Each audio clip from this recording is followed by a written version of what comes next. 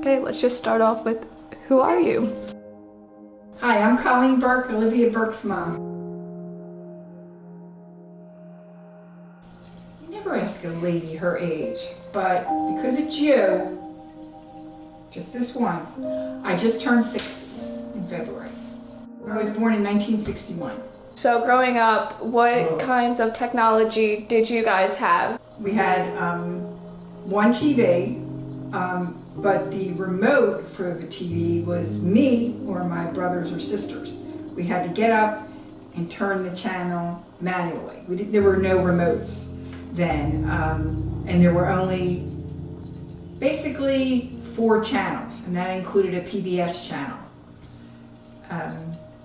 So that was TV. There were no VCRs when I was a little kid. We had TVs in the kitchen. No ice makers. Oh, that's crazy. Now that everyone has an ice maker. No ice makers on the refrigerator. No microwaves. Everything took much longer to cook. Obviously, it was a different time. We didn't have a dishwasher. I assume maybe some people did. I didn't know anyone who had a dishwasher. No central air. Maybe people had central air back then. I don't know. We were also fairly poor. So there was one little air conditioning unit in one of the rooms. What else? Even things like in school, like the pencil sharpener, they weren't automatic. They were you put your pencil in and you turn the knob on it and that would sharpen your pencil. Calculators were little tiny things that did very basic calculations. So we learned more math the old-fashioned way. Oh, cars. It was the roll-up windows. You roll it up, roll it down. Computers. When I went to college at York College of Pennsylvania, I didn't have a computer, but my roommate did. It was a big, one of those big computers, and she let me use that. The school had a few computers that they would let students use. All students had to learn computer programming, Fortran, I think it was called. Everyone had to take it, because we're all using that now. So I would say computers, that helped with, because before we would use typewriters. I didn't have a type, so I never used a typewriter, but people use typewriters.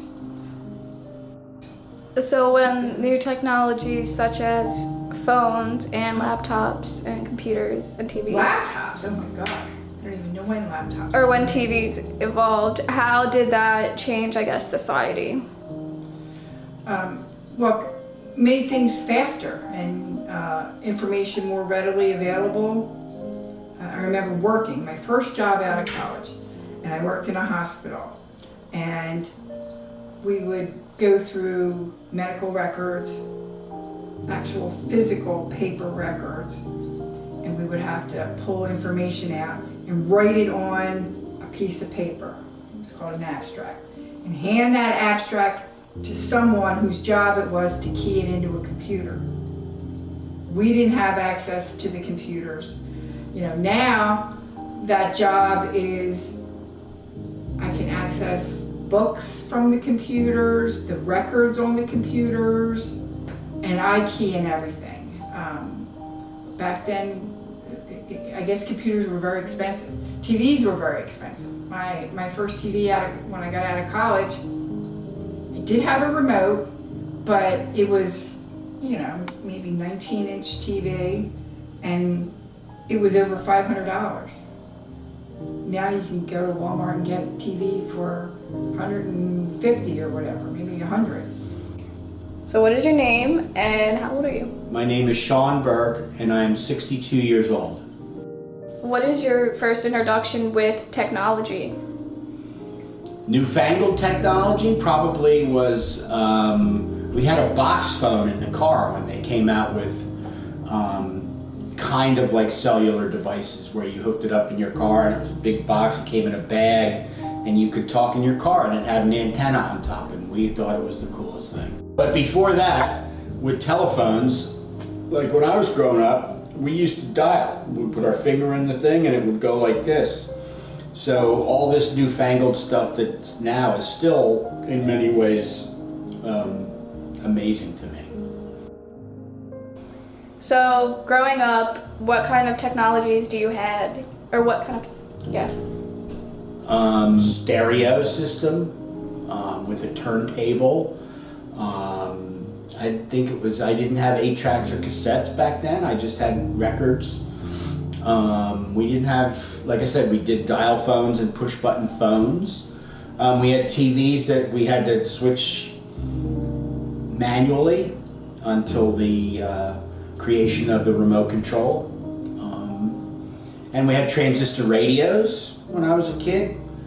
I can't think of anything else. But as maybe teens or 20s, they came out with Betamax, which then was replaced by VHS, which was like this gigantic invention that enabled you to obviously record television programs. So if you were going to not be home and you really wanted to watch Miami Vice, you could set your timer and the thing would click on and record it on that tape, and you could come home and just watch it. And that was a big invention, again, for TV people like me. So for you, how has TV in technology changed? Well, again, when I was young and growing up, if I wanted to watch not multiple things at the same time, but there would be different things on different channels, and my grandfather would be watching with me, and I would go back and forth with a manual button. But now you can record everything. There's so much streaming. I happen to really like television, so there's so many choices and so many different things that are available to consumers that it's just really, it's amazing how much volume there is. So what do you want to see now that you know of technology in the future? What do you hope to see? It's kind of the same, like I'm an in-the-moment kind of person most times, and so it's, again, with all the advances that have happened over the years, I've never really been able to conceive myself what would be next. So I just enjoy what's there, use what's available, wait for the next thing, and if it fits into something I want or my budget, I take it from there.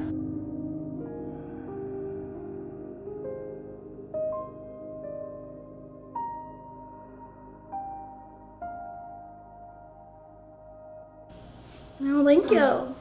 Well, you're welcome, Olivia. Alrighty, thank you. You're welcome.